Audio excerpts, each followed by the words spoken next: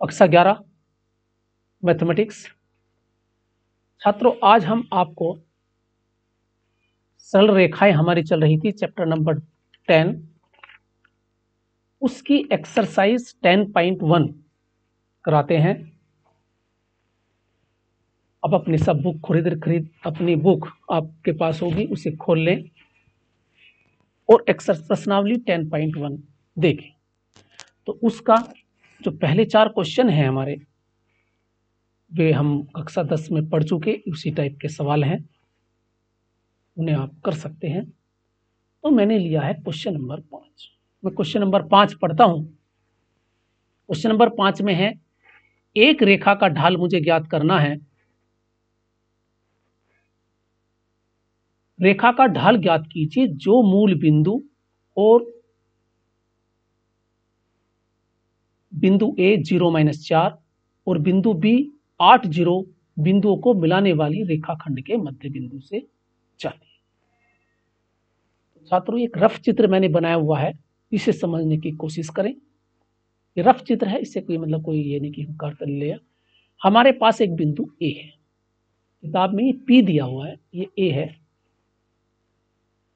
तो हमने 0-4 मान लिया, ये हमें दिया है बिंदु 0-4 और एक बिंदु है बी 8 0।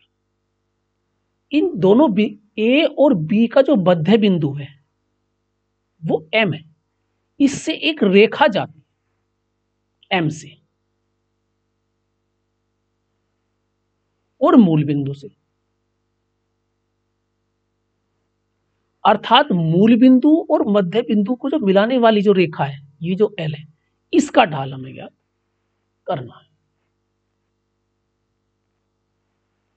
तो इसमें लिखा है, रेखा मूल बिंदु और ए और बी के बिंदुओं को मिलाने वाले रेखाखंड ए बी के मध्य बिंदु एम से जाती है। तो हमें इसका ढाल ज्ञात करना है। तो छात्रों, यदि मुझे एम के कोऑर्डिनेट मिल जाएं, एम क्या है? मध्य बिंदु किसका? ए और बी का। और इस पर एक बिंदु, पहले ये मूल बिंदु से जा रही है रेखा, तो 2 बिंदु मिल गए, एम और ये वाले मूल बिंदु। तो इसका स्लोप बड़े आसानी से ज्ञात किया जा सकता है। तो सबसे पहले मैं ए बी का मध्य बिंदु ज्ञात करूं। मध्य बिंदु का फॉर्मूला मैं जानता हूं। पहले जो कोऑर्डिनेट है 0 + 8 का आधा -4 + 0 का आधा, अर्थात x1 + x2 बटे 2, y1 + y2 बटे 2 मध्य बिंदु के निर्देशांक का सूत्र हम जानते हैं। तो ए बी के मध्य बिंदु एम के निर्देशांक 0 + 8 का आधा, ये हमारे पास x का मान हुआ, इसका अर्थात भुज, इसका जो ऑर्डिनेट है अर्थात जो कोटि है -4 + 0, तो बिंदु हो गया 4 - 2। तो छात्रों, लो हमारे पास मध्य बिंदु एम के निर्देशांक ज्ञात हो गए। अब ये मूल बिंदु से मिल, देखो लिखा, रेखा मूल बिंदु व मध्य बिंदु एम से जाती है, उसका हमें स्लोप ज्ञात करना। अब हमारे पास पहला एक बिंदु ये है और एक बिंदु एम है। एक को x1 y1 मान लो, माना x1 y1 ये है और x2 y2 ये है। ऐसा कुछ नहीं, हम कोई से को भी x1 y1, कोई से को भी x2 y2 मान सकते हैं। तो हमारे पास मूल बिंदु x1 y1 ये 0 0 हो गया, x1 y1 0 0 हो गया, x2 y2 हमने मान लिया 4 - 2 अर्थात मध्य बिंदु के निर्देशांक। हमें ये पता है, तो फॉर्मूला हम जानते हैं, रेखा का ढाल होता है y2 - y1 बटे x2 - x1, अर्थात 4 - ये हमारे पास y2 - y1 -2 -0 अपॉन 4 -0 और हल करके आ गया -2 बटे 4 अर्थात -1 बटे 2। तो ये रेखा का ढाल आ गया। तो ये था हमारा क्वेश्चन नंबर 5, बहुत आसान था। अब हम नेक्स्ट क्वेश्चन लेते हैं 7, इसे मैं पढ़ के बताता हूं। उस रेखा का समीकरण ज्ञात कीजिए। अभी समीकरण नहीं है, ये थोड़ा सा यहाँ गलत है, यहाँ है उस रेखा का ढाल ज्ञात कीजिए, क्योंकि अभी समीकरण हम नहीं जानते। उस रेखा का ढाल, थोड़ा सुधार करना है प्रश्न में। उस रेखा का ढाल ज्ञात कीजिए जो y अक्ष की धन दिशा से वामावर्त, एंटी क्लॉकवाइज से बोलते हैं, मापा गया 30 डिग्री का कोण बनाती है। छात्रों हमारे पास ये वाई एक्स है और ये एक्स एक्स एक्स एक्स और ये एक रेखा है। देखो ये रेखा वाई अक्ष से वामावर्त का मतलब एंटी क्लॉकवाइज ऐसे घड़ी की दिशा में 30 डिग्री का कोण बनाती है वाई अक्ष से। तो प्रश्न में दिखा है वाई अक्ष की धन दिशा से वामावर्त मापा गया 30 डिग्री का कोण। वाई अक्ष की धन दिशा कौन सी है? ऊपर वाली, नीचे वाली नहीं। वाई अक्ष की धन दिशा होगी ऊपर ये, और वामावर्त दिशा में नापा गया कोण 30 डिग्री है। तो हमें इस रेखा का स्लोप ज्ञात करना है। देखो छात्रों जब ये कोण 30 है तो ये शीर्षाभिमुख कोण है, ये भी 30 होगा, और ये 90 डिग्री है, और इन दोनों इस वाला कोण और इन दोनों कोणों का योग ये होगा बहिष्कोण है। किसी त्रिभुज का बहिष्कोण अंतः का मतलब ये हुआ अंतः के सम्मुख कोणों के योग के बराबर होता है। तो ये अगर थीटा मिल जाए मुझे, अगर यह रेखा एक्स अक्ष से कितना कोण बनाती है धन दिशा में, ये मुझे मिल जाए तो मैं इसका स्लोप आराम से ज्ञात कर सकता हूं। तो छात्रों थीटा हो जाएगा, ये हमारे पास 30 डिग्री है शीर्षाभिमुख कोण से, ये 90 है, तो 90 प्लस 30 तो थीटा का मान 120, तो ये आ गया हमारे पास 120 डिग्री। और m बराबर tan थीटा, तो m बराबर 120, tan 120 का मैंने मेरा मान निकाल के दिखा है tan 90 प्लस 30, ये 90 प्लस 30, 90 प्लस का मतलब दूसरे क्वाड्रेंट में tan माइनस का होता है, 90 बदलेगा,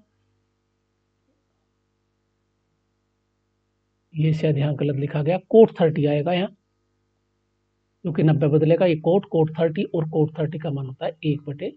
तो ये सुधार ले, tan लिखा गया tan 90 प्लस 30, तो हमारे पास इसका स्लोप आ गया m बराबर -1/√3। ये हमारे पास हुआ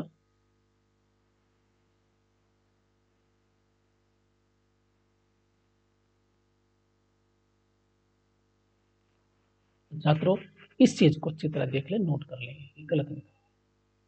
तो m बराबर tan 90 प्लस 30, दोबारा से देख ले, 90 प्लस 30, देखो ये 90 और ये इधर आ गया कौन, ये 120 कोण क्या होगा, दूसरे क्वाड्रेंट में होगा। दूसरे क्वाड्रेंट में क्या होता है, tan माइनस का होता है, क्योंकि 90 है तो बदलेगा किस में, tan बदलेगा कोट में, तो कोट 30 का मान होता है, ये सही लिखा हुआ है यहाँ, ये सही लिखा हुआ है, लेकिन ये यहाँ ये गलत लिखा हुआ है, ये कोट आएगा।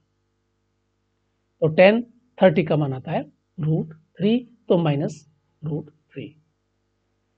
ये हमारा था पहला क्वेश्चन, क्वेश्चन नंबर 7। अब आ रहा है क्वेश्चन नंबर 12। क्वेश्चन नंबर 12 है, एक रेखा x1 y1 और hk से जाती, एक रेखा जो है बिंदु x1 y1 और hk से जाती है, यदि रेखा का ढाल m हो, ये क्वेश्चन नंबर हमारा 13 है। क्वेश्चन नंबर 13 है, यदि तीन बिंदु H0, AB और 0 के एक रेखा पर है तो यह सिद्ध कीजिए। यह क्वेश्चन नंबर 13 है, ये यहां भी गलत लिखा हुआ है, यह क्वेश्चन नंबर 13 है, 13 है। तो हमारे पास तीन बिंदु हैं, एक बिंदु तो H0 है, एक बिंदु AB है और एक बिंदु 0 के है, यह रफ चित्र है, और इनसे होकर जाती। अब हमें प्रूफ करना है, ये सिद्ध करना है, ये तो रेखा बिंदु ए बी सी पर ये स्थित है, तो सिद्ध करना है ये। जब रेखा बिंदु ए व बी से जाती है तो मैं बता चुका संरेखता वाले से, तो एक ही रेखा में होंगे, तो ए बी का ढाल बराबर होगा बीसी का ढाल। कोई भी तो तुम दो इक्वेशन लिख सकते हैं, बीसी का ढाल बराबर एसी का लिख लो, या ए बी का ढाल बराबर एसी का लिख लो, या तीन कंडीशन ले सकते हो। तो मैंने लिख लिया ए बी बराबर, ए बी का ढाल बराबर है बीसी का ढाल, क्योंकि ए बी सी एक रेखा में है। तो रेखा ए बी सी से जाती है अर्थात संरेख है, एक ही रेखा पर स्थित है, तो ए बी रेखाखंड का ढाल बराबर बीसी का ढाल। ढाल का फॉर्मूला हम जानते हैं, किसी दो बिंदु अगर हमें पता है तो रेखा का ढाल हम बड़े आसानी से ज्ञात कर सकते हैं, y2 - y1 बटे x2 - x1 से। तो यहाँ मैंने लिखा है b - 0 a - h, और ऐसी k माइनस बी बराबर 0 माइनस ए, इसे सोल्यूशन करके आ गया ये हमारे पास, सोल्यूशन कर दिया। देखो ये बी का ढाल ये था और ये बी सी का ढाल था, फिर सोल्यूशन करके इसकी मल्टीप्लाई कर दी। मल्टीप्लाई करने के बाद देखो यहाँ तुम्हारे पास जो ए बी है ये माइनस ए बी है, ये भी माइनस ए बी, ये दोनों कैंसिल हो जाएंगे।